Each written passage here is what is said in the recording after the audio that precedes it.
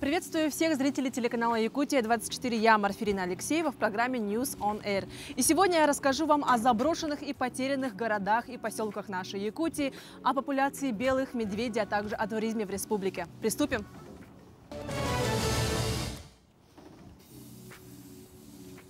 Наша Якутия настолько уникальна, что здесь есть отдых на любой вкус. От развлекательного и оздоровительного до мифического, экстремального и зрелищного.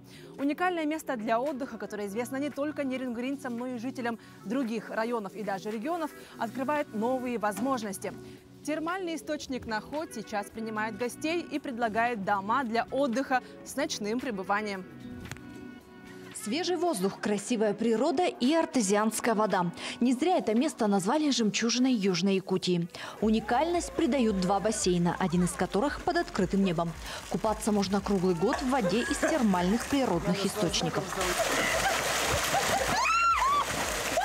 Здесь же на территории имеется баня, которая тоже пользуется большим спросом у отдыхающих. Банька очень отлично. Я думаю, что это хорошо очень придумали. То, что после холодного бассейна можно принять баньку, погреться там. Это очень отличная задумка. Базу отдыха Наход посещают не только местные жители. Искупаться в горячих бассейнах приезжают туристы из Амурской области и других районов Якутии. Сейчас для гостей есть возможность арендовать домик с ночевкой или даже на несколько суток. Вместе с мангалом, посудой и постельными принадлежностями. Мы приехали сюда из Якутска. Проделали, можно сказать, нелегкий путь, так как погодные условия были не очень. Но я скажу одно, что я очень много слышала об этом прекрасном месте. Здесь очень круто. Вы как видите, сейчас идет снег, но вода теплая. Это непередаваемые ощущения. Приезжайте все сюда. Здесь просто супер, здесь классно. Просто... Волшебная якутская природа располагает к отдыху с детьми, с семьей, с коллективами, друзьями. Здесь можно отметить торжество и просто приятно провести выходные. О, мне вообще все понравилось, просто супер. Сегодня на улице -7, но ощущение как в душе +20. Просто бассейн крутой, баню, то, что они отстроили. Вот в бане я в первый раз была раньше только в детстве. Ну, там ни бани, ничего не было. Но я в восторге от этого места, мне прям понравилось.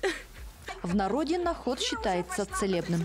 Вода в источнике регулярно обновляется. Она помогает расслабиться, снять усталость, восстановить силы и улучшить состояние организма. А в комплексе со свежим воздухом и приятной компанией это незабываемые впечатления и заряд положительных эмоций. Ирина Жданова, Захар Головин, Вадим Барашков, Нерюнгри. Кстати, в Якутии повышается уровень турпотока в этом году. Такое воздействие оказал повышенный кэшбэк Дальневосточного федерального округа. Дело не только в турпотоке, но и в том, что субъекты малого и среднего предпринимательства в значительной мере почувствуют этот кэшбэк на себе, комментируют власти республики. Это даст возможность дальше динамично развивать свою компанию, повышать качество своих услуг, развивать новые продукты, развивать новые туристические маршруты. Как раз это в итоге увеличит туристический поток. Уверена, многие из вас знают очень много легенд и интересных загадочных историй об Якутии. Об одном из таких мест удалось узнать нашим коллегам. Старожилы Момского района рассказали нашим коллегам удивительную историю о потерянном городе Зашивельск. Лично меня всегда очень вдохновляли и впечатляли такие истории. Давайте же приступим и узнаем, что это за история и что это за город. С большим удовольствием изучают этот макет и знакомятся с историей именно нашего древнего города Зашивельска. Антонина Никулина, заведующая школьным музеем, часами может рассказывать о таинственном городе Зашивельск. Макет города, сделанный руками школьников, один из ярких экспонатов. До сих пор позабытый, стертый из памяти таинственный город – тема споров исследователей и краеведов. Зашивельск – город-призрак, имеет много легенд и до сих пор хранит тайны. Раньше считалось, что Зашивельская Спасская церковь была построена в начале 1700 года, но новосибирский ученый Курилов и Майничев на основании архивных документов пишут. Русские казаки в устье реки Момы построили острог, часовню, избы. Спустя годы в 1735 году сплавили часовню и другие постройки вниз по реке Индигирка. С этого года началась история затерянного города. Зашивельск был основан в 1639 году на берегу реки Индигирка, как зимовье и сторожевой русский острог. Как раз в это время русские казаки и купцы активно занимаются освоением Сибири и Дальнего Востока. С годами маленький сибирский острог разросся. В 1789 году Зашиверск получил статус города. При царском режиме там много-много богатые рыбаки были, да? Охотились на рыбалку. И мумские колхозные время там каждый сентябрь ездили на рыбалку. Вот поэтому как будто мумская земля. Каждая глава истории, связанная с потерянным городом, интересна и загадочна. Особенно его исчезновение.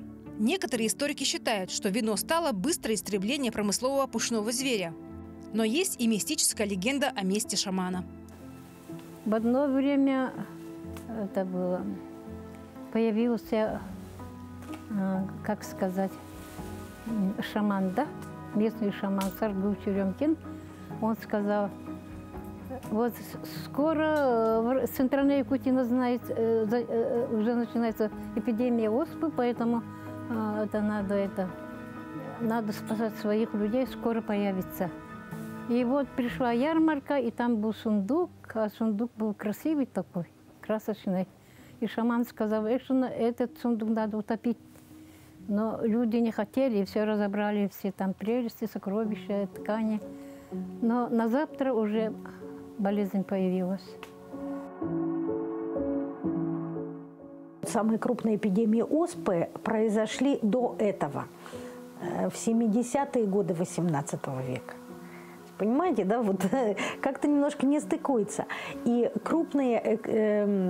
еще одна крупная эпидемия оспы произошла в этих краях в 1883 году, то есть уже после того, как Фердинанд Петрович Врангель зафиксировал в Зашиверске всего 5 жилых домов, да, и 17 человек населения. После гибели города он пропал из упоминания. И о Зашиверске, о городе-призраке заговорили, когда начались масштабные археологические исследования во главе Алексеем Окладниковым. Единственным сохранившимся зданием города стала эта Спасо-Зашиверская церковь, которую разобрали и перевезли в Новосибирск. До сих пор Зашиверский Спасский храм древней архитектуры поражает своим совершенством многих путешественников и ученых.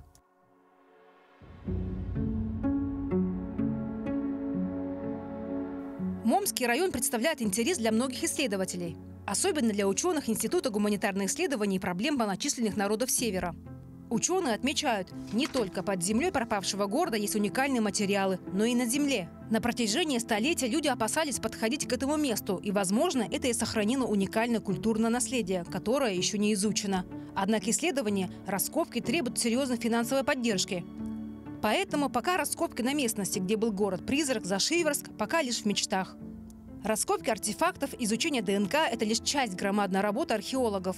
Главное, появились бы неизвестные главы в истории и новые факты в изучении ранней русской культуры 17 века. Ирина Григорьева, Семен Афанасьев, Момский район. В Якутии обитают две популяции белых медведей – лаптевская и восточно-аляскинская. Это, пожалуй, самые малочисленные популяции во всем мире. Белые медведи целиком и полностью зависят от экологической ситуации в мире и таяния льдов. Возможно, поэтому эти популяции стремительно исчезают. Ученым удалось посчитать количество белых медведей в якутской Арктике, и результаты довольно неплохие. Здесь, на архипелаге Медвежьи острова, которые считаются родильным домом белых медведей, каждый год идет мониторинг животных. Главное для инспекторов – определить количество берлог, где зимуют, впадают в спячку и рожают самки. Чем больше таких мест найдут, тем больше шансов выявить реальное количество медведей. В этом году за всю историю наблюдений двум группам удалось выявить рекордное количество берлог – 18. Это может говорить о том, что численность лаптевской популяции, а именно она основной обитатель Якутии, не только не сократилась, но и выросла. По результатам нашей экспедиции практически все из 18, все обнаруженные 18 берлог, они практически все были заняты. Не было ни одной берлоги нежилой, они были все жилые, поэтому это уникально. Ну и, наверное, это на самом деле еще раз подтверждает то, что Медвежьи острова действительно являются родильным домом белых медведей. Считается, что именно лаптевская популяция является самой маленькой на планете, не более 2000 особей. Поэтому очень важно проводить подобный мониторинг каждый год, по 2 раза осенью и весной. Но мы по своим экспертным оценкам и по материалам мониторинга, который мы ведем, все это мы считаем, что около 2000 белых медведей обитает на территории, в арктической зоне Якутии. А непосредственно где Медвежьи острова и так далее, это показатель у нас оценивается 20-30 особей белых медведей. Сегодня считается, что основным фактором, сокращающим популяцию белого медведя, является человеческая деятельность. Это свалки мусора на арктическом побережье, браконьерство и различные загрязнения природы, разливы нефти и нефтепродуктов. После истории с потерянным городом, видов Арктики и берегов нашего единственного моря в Якутии, я вспомнила, как ездила в командировку в Булунский район. В поселке Тикси очень много заброшенных поселков. Все эти поселки были заброшены в связи с развалом СССР. Также есть там кладбище заброшенных кораблей, которых я как раз вам таки сегодня в 5 часов покажу. До новых встреч в эфире!